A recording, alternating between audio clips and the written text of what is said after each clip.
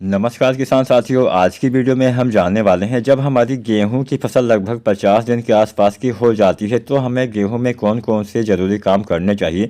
गेहूं की फसल की अच्छी पैदावार के लिए, गेहूं में अच्छी बालियां पाने के लिए 50 दिन की फसल में हमें क्या डालना चाहिए, कौन सी चीज़ें हमें छिड़काव विधि से डालनी है, कौन सी चीज़ों का इस्तेमाल हमें मिट्टी में करना है। संपूर्ण जानकारी हम आज के इस वीडियो के माध्यम से आप सभी को देने वाले हैं। अगर आप सभी किसान भाई चैनल पर नए हैं तो प्लीज़ सबसे पहले इंडियन एग्री हेल्प चैनल को सब्सक्राइब जरूर करें। पुराने हैं, अगर अभी तक सब्सक्राइब नहीं किया है, मेरी वीडियो आप देखते रहते हैं तो आप सब्सक्राइब करेंगे तो मेरी सारी वीडियो आप तक आसानी से पहुंचती रहेगी, आपके पास उसका नोटिफिकेशन जाता रहेगा, जिससे आप आसानी से वीडियो देख पाएंगे। हमारे चैनल पर समय समय पर खेती बाड़ी से संबंधित वीडियो आपको देखने को मिलते रहेंगे। तो वीडियो को लाइक जरूर करें, चैनल को सब्सक्राइब जरूर करें और वीडियो को आप चाहें तो अन्य किसान भाई के साथ शेयर भी कर सकते हैं। कोई सवाल या कोई सुझाव हो नीचे कमेंट करना मत भूलिएगा। चलिए वीडियो स्टार्ट करते हैं, जानते हैं 50 दिन की अवस्था में हमें गेहूं की फसल में क्या क्या कार्य करने होते हैं। सबसे पहला काम आपको करना होता है सिंचाई का। गेहूं की फसल में दूसरी सिंचाई 40 से 45 दिन की अवस्था में आपको कर देनी चाहिए।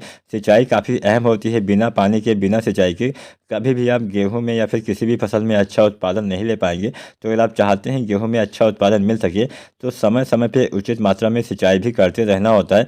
गेहूं में कभी भी बहुत ज़्यादा पानी आपको नहीं भरना होता है। अगर ज़्यादा पानी आप किसी भी अवस्था में गेहूं में डाल देंगे तो उससे सबसे बड़ा नुकसान ये हो जाएगा कि तुरंत ही आपकी गेहूं की फसल में पीलापन आ जाएगा। जो पीलापन जल्दी ख़त्म नहीं होगा, आपकी फसल कमज़ोर हो जाएगी, बढ़वार एकदम से बंद हो जाता है। चाहे बालियाँ निकलने वाली हो, चाहे कल्ले निकलने वाले हो, वो नहीं निकल पाते हैं। तो हमेशा समय से सिंचाई करनी है और उचित मात्रा में सिंचाई करनी है, बहुत ज़्यादा पानी आपको नहीं भरना है। बहुत से लोग गलती ये करते हैं कि जब गेहूं में पहला पानी लगाते हैं तो ये सोचते हैं कि हम ज़्यादा मात्रा में सिंचाई कर दें जिससे हमें बार बार सिंचाई ना करनी पड़े। यहीं पे किसान साथी धोखा खा जाते हैं। पहली सिंचाई हमेशा हल्की करनी होती है और अंतिम सिंचाई भी हमेशा हल्की करनी होती है।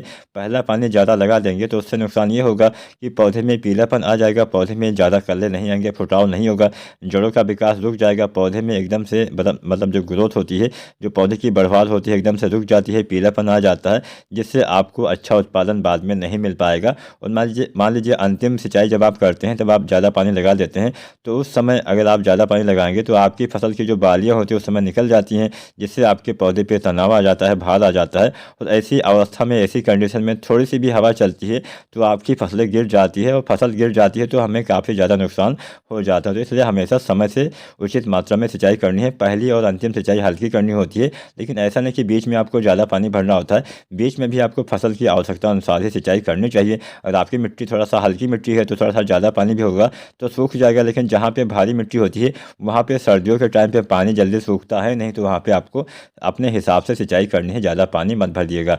अब हम जानते हैं 50 दिन पे क्या करना होता है। तो सबसे पहले दूसरी सिंचाई 40 से 45 दिन पे कर दीजिए। उसके बाद में कुछ खादों का इस्तेमाल किसान भाई करिएगा। सबसे पहली खाद आपको डालनी है यूरिया।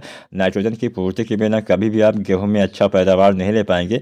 नाइट्रोजन के इस्तेमाल से, यूरिया के इस्तेमाल से पौधे में वानस्पतिक विकास अच्छे से होता है, पौधे में पत्ते, कल्ले, बालियाँ सब अच्छे से आ पाती हैं, अच्छी ग्रोथ होती है। तो यहाँ पे जो आप 40 या 45 दिन के बाद जो आप नाइट्रोजन डालेंगे लगभग 50 दिन के आसपास, तो यहाँ पे यूरिया आपको देनी होती है 40 किलोग्राम प्रति एकड़ के हिसाब से।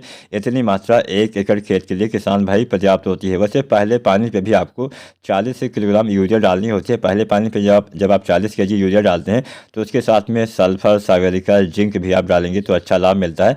मान लीजिए बाई चांस आप पहले पानी पे ये सारी खादें न डाल पाए हों, मतलब यूरिया तो आपने डाली लेकिन दूसरी चीज़ें आप न डाल पाए हों, तो दूसरे पानी पे भी आप सल्फर की पूर्ति कर सकते हैं। जो सल्फर आता है 80 या 90% वाला, इसकी आपको 3 या 4 किलोग्राम मात्रा प्रति एकड़ के हिसाब से आप दूसरे पानी के बाद जब आप नाइट्रोजन डालते हैं, जब आप यूरिया डालते हैं, तो उसी खाद में सल्फर भी मिला देंगे तो बहुत बढ़िया लाभ मिलता है। सल्फर के इस्तेमाल से नाइट्रोजन की उपलब्धता बढ़ जाती है, नाइट्रोजन आपके पौधे में ज़्यादा मात्रा में मिल पाता है, पौधे में हरापन आता है, पौधे में चमक आती है, प्रकाश संश्लेषण से भोजन बनाने की प्रक्रिया में तेजी आती है, जिससे आपके पौधे अच्छे से भोजन बना पाते हैं, आपकी फसल का विकास अच्छे से हो पाता है। तो सल्फर वैसे तो आपको पहले पानी पे ही डाल देना चाहिए, लेकिन अगर आप न डाल पाए हो तो दूसरे पानी पे भी आप सल्फर 3 से 4 केजी 90% वाला या फिर 80% वाला आप डाल सकते हैं। अब हम बात करते हैं अगली चीज़। मान लीजिए आप पहले पानी पे जिंक का इस्तेमाल ना कर पाए हो तो दूसरे पानी पे भी आप जिंक की पूर्ति कर सकते हैं। 4 से 5 केजी 33% वाला जिंक आपको डाल देना है, बहुत बढ़िया लाभ मिलेगा। जिंक के इस्तेमाल से पौधे में चमक आएगी, पौधे प्रकाश संश्लेषण प्रक्रिया सही से कर पाएंगे, भोजन अच्छे से बना पाएंगे, पौधे में हरापन बना रहेगा, अच्छी ग्रोथ होगी, अच्छी बढ़वार होगी, बाद में बालियाँ अच्छी आएंगी, दाने अच्छे आ पाएंगे। तो जो 33% वाला जिंक सल्फेट आता है इसकी आपको 4 से 5 kg मात्रा डालनी होती है, या फिर जो 21% वाला जिंक आता है इसकी आपको लगभग 7 से 8 kg मात्रा प्रति एकड़ के हिसाब से डालना होता है। मतलब 7 से 8 किलोग्राम 21% वाला या फिर 33% वाला लगभग 4 से 5 किलोग्राम प्रति एकड़ के हिसाब से डालना चाहिए। वैसे इसका इस्तेमाल पहले पानी पे ही करना सबसे बेहतर होता है, लेकिन जो हमारे किसान भाई ना डाल पाए हो वो दूसरे पानी पे भी जिंक की पूर्ति कर सकते हैं। तो पहली चीज़ तो हमने ये 3 चीज़ें डालनी। पहला आपको डालना है यूरिया 40 kg, दूसरा आपको डालना है, अगर आपने सल्फर नहीं डाला तो सल्फर आपको 3 या 4 kg, तीसरा अगर आपने जिंक नहीं डाला तो आप जिंक भी डाल सकते हैं। चौथी चीज़ किसान साथियों आपको 45 से 50 या फिर 55 दिन की अवस्था में आपको इस्तेमाल करना होता है पोटास। बिना पोटास के, बिना पोटेशियम की पूर्ति के कभी भी आप गेहूँ में अच्छी बालियाँ नहीं ले पाएंगे, अच्छे दाने नहीं आ पाएंगे, दाने का विकास सही रूप से नहीं हो पाएगा। कई बार आप देखते होंगे आपके जो गेहूँ की बालियाँ आती हैं छोटी रह जाती हैं, बालियाँ काफ़ी पतली रह जाती हैं, बालियों के अंदर दाने, मतलब सभी दाने में गेहूँ नहीं आ पाता है। ऐसा पोटास की कमी की वजह से ही होता है। अगर आपके खेत में पोटास की कमी हो जाएगी तो आपको काफ़ी नुकसान हो जाता है। तो इसके लिए पोटास की पूर्ति के लिए आपको MOP पोटास जो आता है 60% वाला, इसका इस्तेमाल करना होता है। गेहूं की संपूर्ण फसल अवधि में, मतलब गेहूं की बुआई से लेकर गेहूं की कटाई तक आपको लगभग आपको जो MOP पोटास 60% वाला आता है इसकी आपको 40 से 45 किलोग्राम मात्रा प्रति एकड़ के हिसाब से डालना होता है। और पहली बार इसका इस्तेमाल आपको 2 बार करना है, 2 भागों में बांट लेना है। पहली बार जब आप गेहूँ की बुआई करते हैं तो बुआई के समय ही आपको MOP पोटास 60% वाला लगभग आपको किसान साथियों 20 या 25 किलोग्राम प्रति एकड़ के हिसाब से डाल देना है। और बाई चांस आप बुआई के समय ना डाल पाए हों तो जब आप पहला पानी लगाते हैं, पहली सिंचाई करते हैं, तो पहली सिंचाई के बाद भी आप 30 या 35 दिन तक डाल सकते हैं। बढ़िया लाभ आपको तब भी मिल जाएगा, लेकिन कोशिश करिए पहली मात्रा आपको बुआई के समय ही 20 से 25 kg डाल देना चाहिए। उसके बाद में जब आप दूसरा पानी लगाते हैं 45 से 50 दिन की अवस्था में, तब फिर से आपको पोटास जो आता है 60% वाला, इसकी आपको 20 किलोग्राम मात्रा प्रति एकड़ के हिसाब से डाल देना है। पोटास के इस्तेमाल से बढ़िया लाभ मिलेगा, बालियाँ आपकी लंबी आएंगी, बालियों के अंदर दाने का भराव सही ढंग से हो पाएगा, दाने मोटे आएंगे, दाने के अंदर चमक बढ़ेगा, वजन बढ़ेगा, अच्छा उत्पादन किसान साथियों आपको मिलने वाला है। तो पोटास भी आपको डालना होता है। अगर आप पोटास का इस्तेमाल यूरिया खाद के साथ करते हैं तो हमेशा एक बात का ध्यान रखिएगा कि बहुत लंबे समय तक यूरिया और पोटास को मिला के नहीं रखना होता है, बहुत जल्द ही आपको इस्तेमाल कर देना चाहिए। इसके बाद में हम कुछ अन्य खादों का भी प्रयोग करते हैं जो भी मैं आपको बता देता हूँ। पहली खाद हम डालते हैं NPK 05234। इसका इस्तेमाल हम गबोट अवस्था में करते हैं, मतलब जब बालियाँ बनना स्टार्ट होती हैं, जब आपके तने थोड़ा सा मोटे होने लगे तब आपको NPK 05234 का इस्तेमाल करना चाहिए। किसान भाइयों NPK 05234 के साथ में आपको बोरोन भी डालना चाहिए, जिससे पोलिनेशन अच्छे से होगा, परागण अच्छे से होगा, अच्छा उत्पादन, अच्छी बालियाँ आएंगी, आपके पौधे में दाने का विकास सही से हो पाएगा।